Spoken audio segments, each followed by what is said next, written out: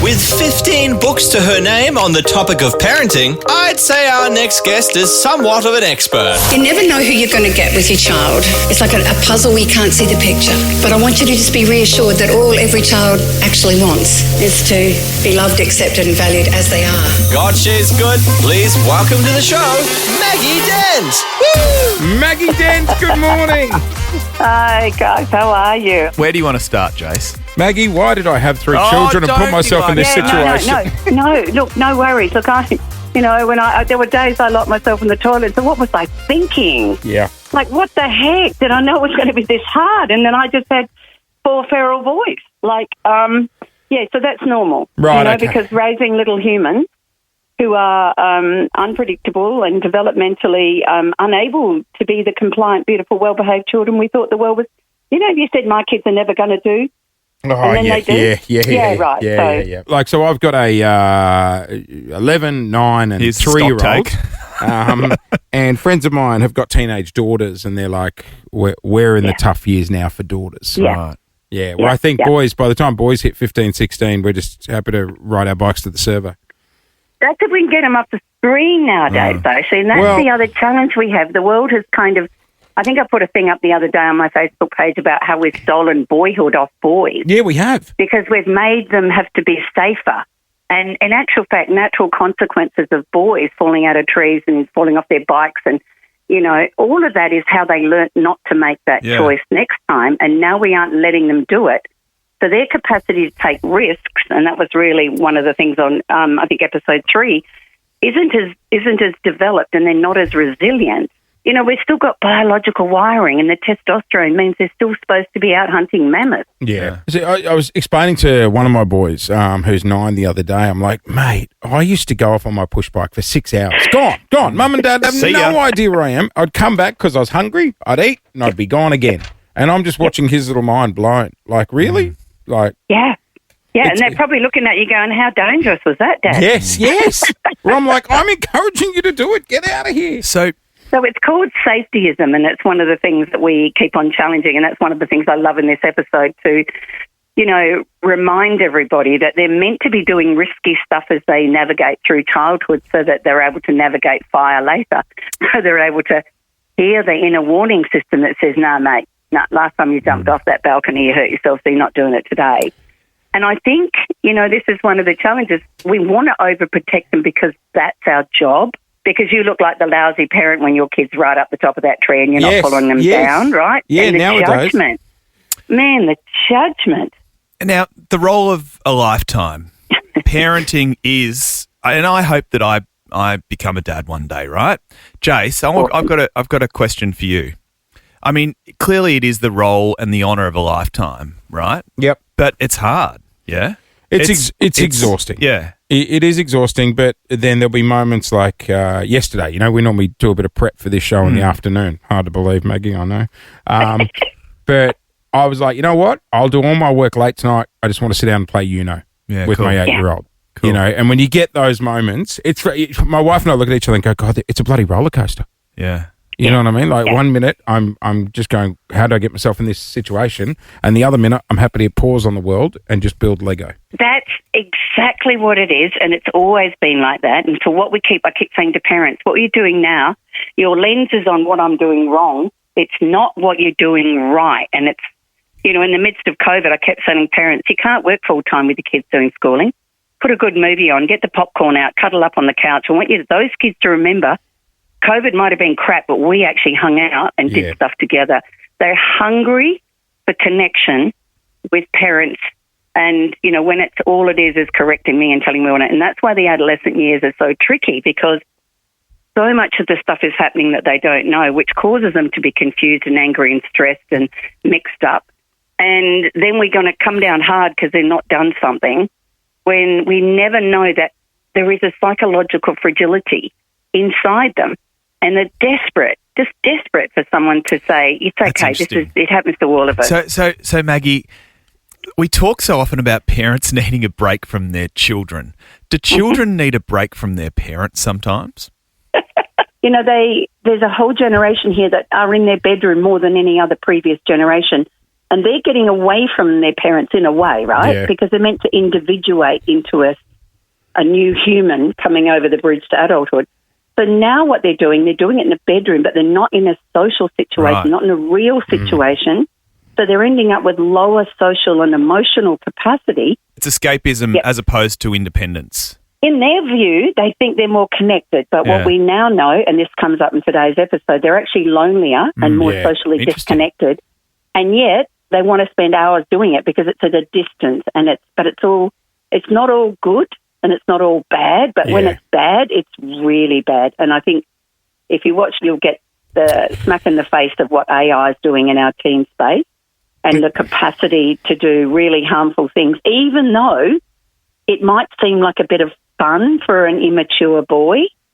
Can you see, once again, through their lens, I just thought I'd take a picture and put boobs on it. Yeah. No, mate, that's really harmful for the girl that you've done that to. Yeah. It's funny, just going back on what you were talking about before, where it's like, people would think I'm crazy if I was like, mate, take your bike, get out of here for 6 hours, go riding. You'd be like, oh, it's a dangerous world out there. But then, and I know this has come up before, but then we give them a laptop and Yeah. they're They've doing got access to Way the more world. dangerous. They've got access to much more dangerous stuff and people. Way more dangerous, yeah. And I think that's the challenge because we think they're safe in our house. Technically, they're actually safer on their bike. Yeah, it's crazy. Right? Hey, And it's the change in the parenting, which is why it's a chasm, not a generation gap. I wanted to ask you about something that you brought up in the past.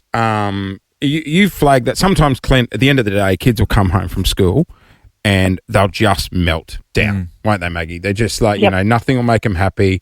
Even the drive home from school, I'm like, God, you really just turned on me. Now, Maggie, you've said in the past to look at it differently. You've said, rather than looking at it and going, oh, they're angry, you suggest looking at it in a way that they actually feel safer around us. That's exactly it. So to let go of we the know stress.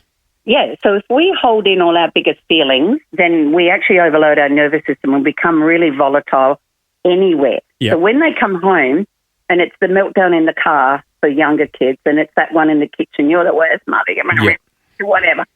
What that is actually an incredible gift, is that they know that it's safe enough to discharge this stuff that's inside them that they want to get out, because you are still going to be able to love them after that, right? And in that moment, if we can hold the ground and go, pat yourself, oh, I'm nailing it, look, they love me the best, without going, how dare they speak to me so disrespectfully? Well, why am I going to ground you, gate you? Because that's the previous generation. But I guess that's my However, question. when we're calm, we come back in and say, geez, you look like you had a hard day. And usually that's when they'll either make an apology or they'll feel lousy.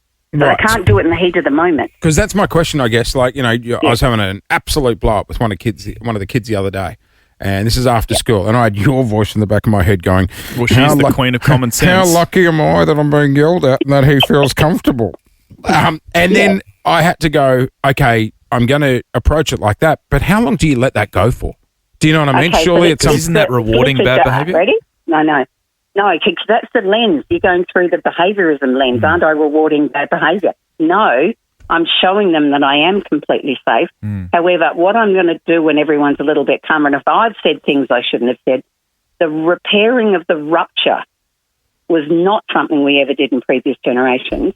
And that's what we've come in with, oh, man, that's not the dad I want to be, or we let them completely calm down and we might go back in with, like I say, the gesture of kindness, saying, wow, that was a big blow up, hey?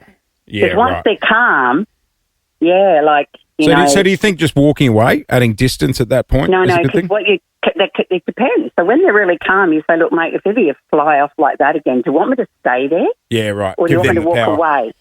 So in other words, we're going to work together to work out, how do I support you when your immature brain has flipped its lid, right? Because they won't do it at school. Jase, They hold it in till they get home, right? And that's after the boy's gone and had a poo before he can do that. you need Maggie on speed dial. Oh, absolutely. Forget that, Maggie. We've got a spare room. I don't know if you're looking to get out of your joint, but I'll tell you what. You know what? I don't know if you want to move in after this last bit, but I thought I would ask Maggie about. Remember the issue I've got with the 3-year-old at the moment. So Maggie, our 3-year-old Archie, we call him the liability.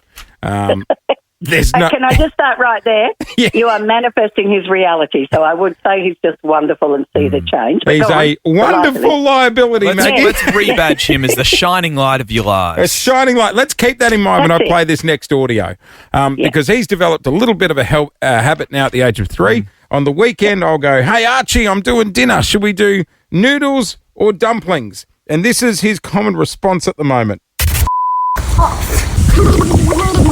That was him in the pool. Okay. Okay, and guess what? He's learnt that word from... Mummy. So at the end of the day, oh my God, they're such mirrors. And it's one of the scariest bits is that we think they don't hear us. And of course, quite often they use it in an extremely appropriate place. Oh, and Right, try not to laugh at Yeah, that. Oh. they're trying not to laugh is the hardest bit. So we just got to kind of not make it big. So the more you make us think about it, the more likely it's going to stay. Yeah. And we very gently go, high five for noodles or dumplings, but just move through it. So it's not going to be a big thing. But sometimes around the dining table, we're going to say, look, you know how we've got to keep the words. We really try. There's some words we're not meant to say. It just reminds the whole table, not just the 3-year-old. Oh, that's and good. then we gradually diminish the capacity for that to become quite such a habit. And then they can sometimes literally forget to use it. But you've got to give him other words to use in that space or another action to do when you ask it. So that's how you've got to get a bit creative. And so get the older ones to play with you on that one. So what are we doing? Do it. And they go, yeah, Dad, that one. Whoa, whoa. Yeah, right. Or a different word. And then it becomes a fun thing.